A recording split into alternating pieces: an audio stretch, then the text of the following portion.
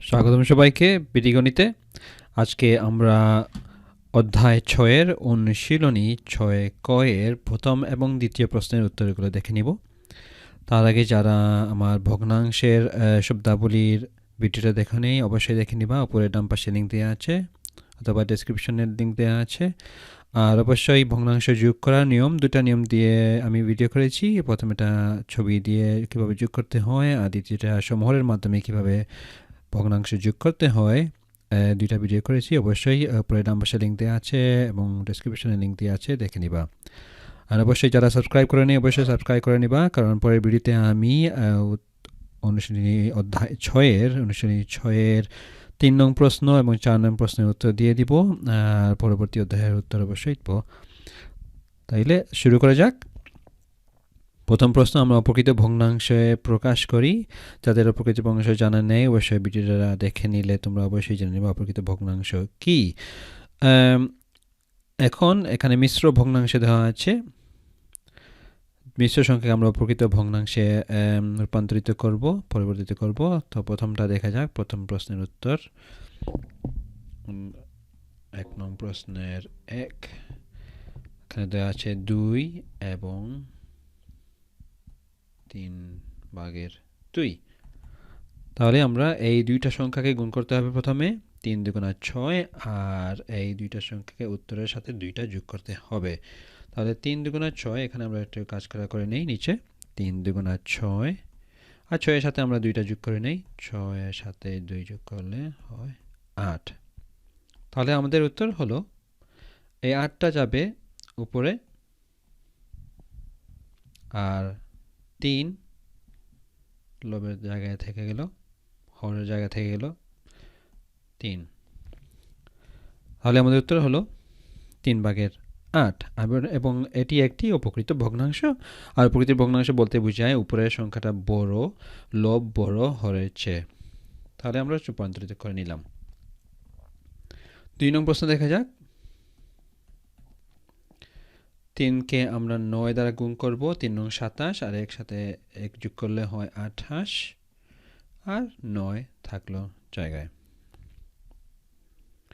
3 নং প্রশ্ন, 5 11কে গুণ করলে হয় 55, আর 5 যোগ করলে হয় 60, 11/60। 4 নং প্রশ্ন, 6কে 10 দ্বারা গুণ করলে হয় 60, আর 3 যোগ করলে হয় 63, আর হরটা থেকে গেল 10/63। আর 5 নং প্রশ্ন,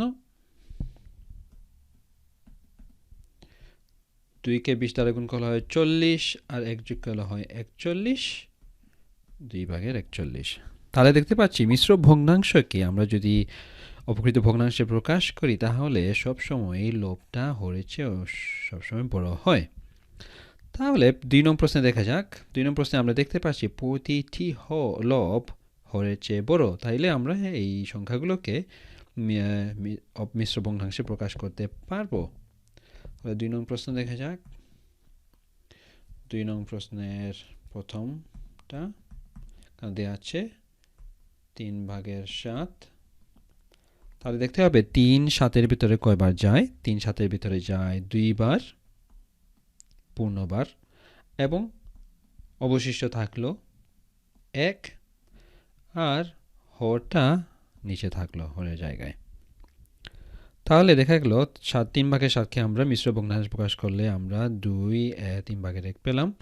আবার যদি এই মিশ্র ভগ্নাংশে আবার সংখ্যাকে যদি আমরা আবার অপ্রকৃত ভগ্নাংশে প্রকাশ করতে চাই তাহলে 3কে 2 দ্বারা গুণ করতে হবে। 3 গুণা 6, আর 1 হলো 7।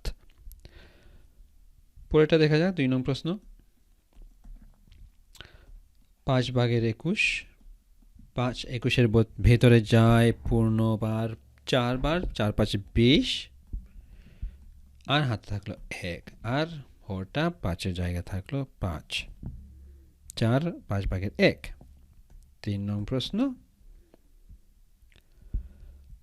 36 9/36। না, এখন দেখতে পাচ্ছি যে আমরা 9 36-এর ভিতরে যায় 4 বার, আর কোনো অবশিষ্ট থাকলো না। তাহলে আমাদের উত্তর হলো 4। আর কোনো ভগ্নাংশ থাকলো না, কারণ 9 36-এর ভিতরে যায় 4 বার, আর কোনো অবশিষ্ট থাকলো না। 4 নং প্রশ্ন 78, 11 × 11 78, 11 যায় 78-এর ভিতরে 7 বার, 7 × 11 77, আর হাতে থাকলো 1 78, আর ভর হচ্ছে 11।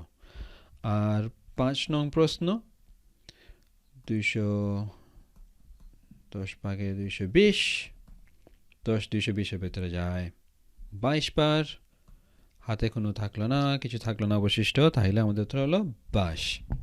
3 নং প্রশ্ন 5 নং প্রশ্ন একই ধরনের। তাহলে আমরা মিশ্র ভগ্নাংশে পূর্ণ সংখ্যায় মিশ্র ভগ্নাংশ বা পূর্ণ সংখ্যায় প্রকাশ করলাম,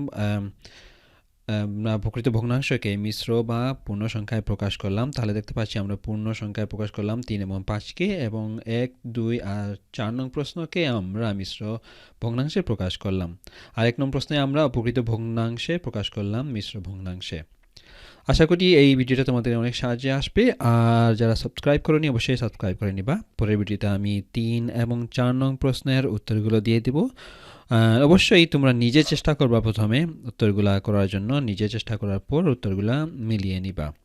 অবশ্যই নিয়মগুলো দেখে নিবা, এবং দেখা হবে পরের ভিডিওতে। আজকে এ পর্যন্ত থাক।